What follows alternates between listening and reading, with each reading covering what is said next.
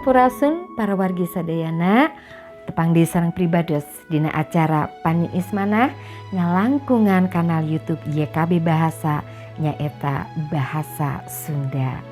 Sate acana urang ngawitan acara ieu mangga sami-sami urang ngadeheus ka Pangeran dina doa. Nun Pangeran anu sapaposna dipuja sareng dipuji ku abdi-abdi sadayana dina danget ieu abdi seja ngadangukeun piwuruk anjeun. Kukituna mugia Pangeran masihan roh anu suci supanten abdi ngartos oge tiasa dilarapkeun dina kahirupan abdi sadidinten. Hatur nuhun Gusti Yesus. Amin. Para wargi panglenyepan dina danget ieu dibantun tina renungan wasiat judulna dibenerkeun ku iman dumasar kana aosan Injil Rum pasal anu ka-4 ayat 1 dugi ka 12. Ayat masna dicandak tina ayat anu ka-3 anu kieu unggalna. Ibrahim percaya ka Allah sarta ku karana kapercayaanana anjeunna ku Allah diangkeun jelema bener. Para wargi anu dipiasih ku Pangeran, hakikat kasalametan numutkeun iman Kristen mangrupi nugraha Allah ngalangkungan karya panebusan Kristus di kai palang. Sanes ku kasalehan atanapi amal ibadah manusia. Karya panebusana tiasa nyanggerkeun ngabalikeun deui sareng ngadamekeun kahirupan manusia anu dirante diborogot ku dosa. Kasalametan teh nugraha Pangeran anu disebat sola gracia. Ayat lulugu dinten ieu mintonkeun kumaha bangsa Yahudi tuhuk pisan kana hukum Toret. Numutkeun aranceunna upami tumut kana Toret teh bakal saralamet. Upami teu ngalakukeun hukum Toret bakal ngadatangkeun hukuman.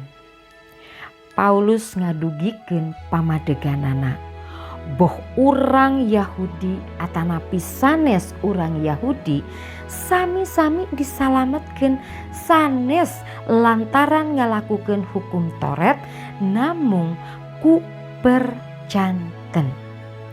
Paulus oge masihan contoh karuhun orang Yahudi nyaeta Abraham. Anjeunna dibenerkeun lantaran percanten kana janji Allah aya dina ayat ka-4. Anjeunna kumalandang di alam dunia teh keneh ti aya ti sateu acana aya hukum Toret.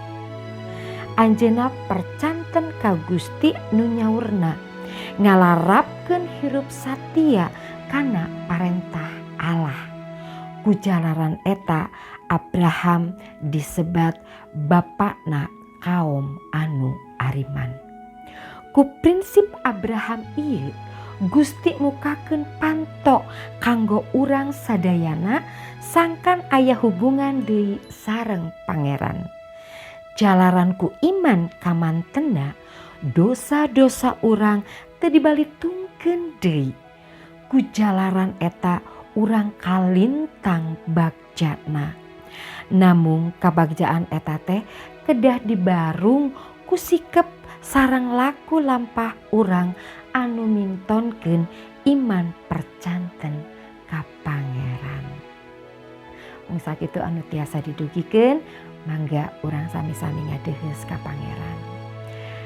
Hatur nuhun rebulu laksa kabingahan wireh anjeun Pangeran anu parantos ngemutkeun ka abdi-abdi sadayana yen abdi salamet sanes ku karana amal ibadah abdi sadayana namung ku jalaran anjeun anu parantos nebus dosa abdi di kai palang sakali dina salalamina.